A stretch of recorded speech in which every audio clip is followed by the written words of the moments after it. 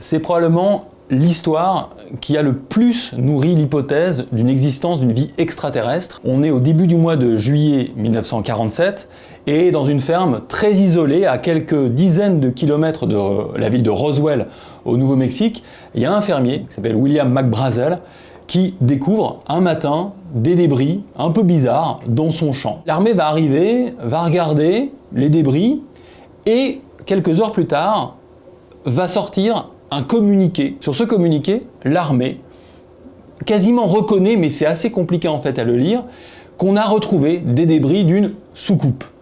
Alors le terme soucoupe ne veut pas forcément dire soucoupe volante égale extraterrestre, mais ça va nourrir l'hypothèse que l'armée elle-même reconnaît l'existence d'extraterrestres à Roswell, au Nouveau-Mexique, au début du mois de juillet 1947. Alors ça n'a pas duré très longtemps, parce que très vite, l'armée fait une espèce de démenti en disant mais non, il s'agit de ballons météo, comme on en envoie beaucoup au-dessus de cette zone-là.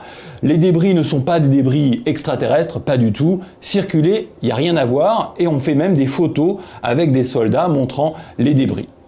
Ce qui est intéressant de cette rumeur, c'est qu'elle va totalement disparaître pendant des décennies.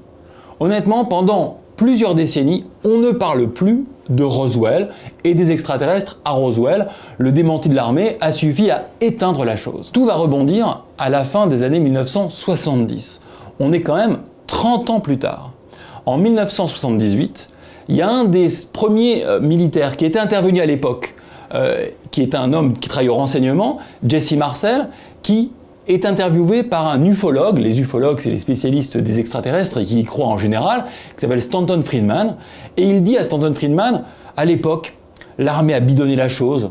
Ils ont mis des débris à la place des autres débris. Ce ne sont pas les vrais débris qu'on a mis. Moi, je crois en l'existence d'extraterrestres. Stanton Friedman se dit, je tiens la bonne histoire, la belle histoire. Le National Enquirer, grand magazine américain, va en faire un article et l'histoire va commencer à monter comme ça. Il y a un livre en 1980 qui vraiment marque la bascule.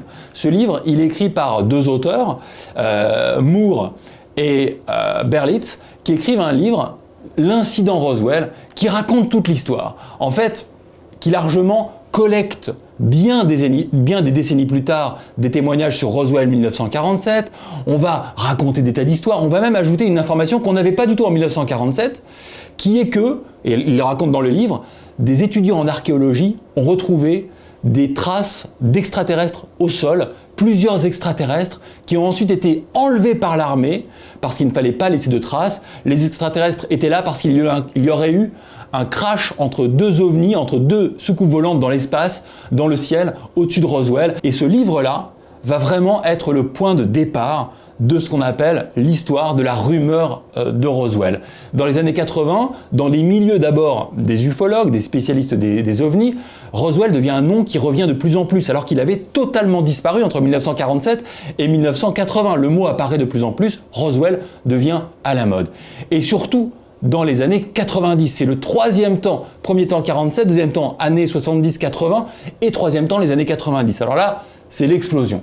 L'explosion du phénomène Roswell qui, regardez X-Files, X-Files est lancé en 1994 et X-Files va faire énormément d'épisodes sur Roswell. D'ailleurs, la fin d'X-Files, première partie avant d'être relancée en 2012, c'est quoi? C'est la certitude pour les deux personnages, les deux enquêteurs d'X-Files, que les extraterrestres existent parce qu'il y a Roswell. Roswell, c'est la preuve qu'il y a des extraterrestres. En 1997, CNN fait un sondage, une enquête, et montre que les Américains croient massivement aux extraterrestres en raison de l'histoire de Roswell. L'armée est sommée de répondre. Mais qu'est-ce qui s'est passé à Roswell? Il y a de plus en plus de demandes sociales et de demandes politiques. Le Congrès et le gouvernement demandent à l'armée de présenter un démenti sérieux sur ce qui s'est passé à Roswell. Et ça va être de gros dossiers, de gros rapports, de dizaines, de centaines de pages qui vont expliquer qu'en fait, à Roswell, ce qui s'est passé, la version de 1947 donnée par l'armée était fausse, c'était pas des ballons météo. L'armée dit, on a menti, ce qui est assez rare, mais il ne s'agissait pas d'extraterrestres. Ce que dit l'armée, c'est qu'il s'agissait d'un programme secret, le projet Mogul. Et ce projet Mogul secret, c'était en fait d'envoyer dans l'espace des sondes pour aller surveiller les efforts soviétiques pour se doter d'une arme nucléaire. Et c'est cette sonde qui serait tombée sur le sol et qu'on aurait remplacé effectivement par d'autres débris qui feraient croire davantage à un ballon météo.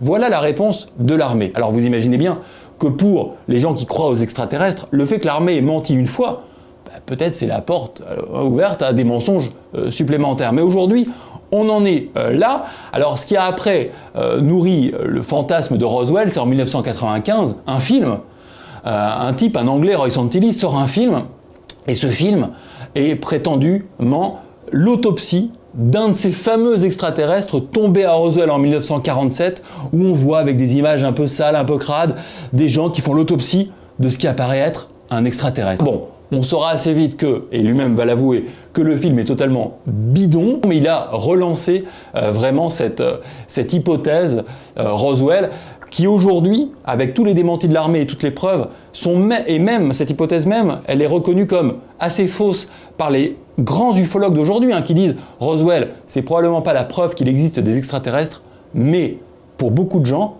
les extraterrestres, c'est la zone 51, mais c'est aussi Roswell aujourd'hui. Roswell aujourd'hui, c'est une ville où il y a une industrie énorme autour de cette vie extraterrestre. Il y a des musées, il y a évidemment des boutiques, vous imaginez, aux États-Unis.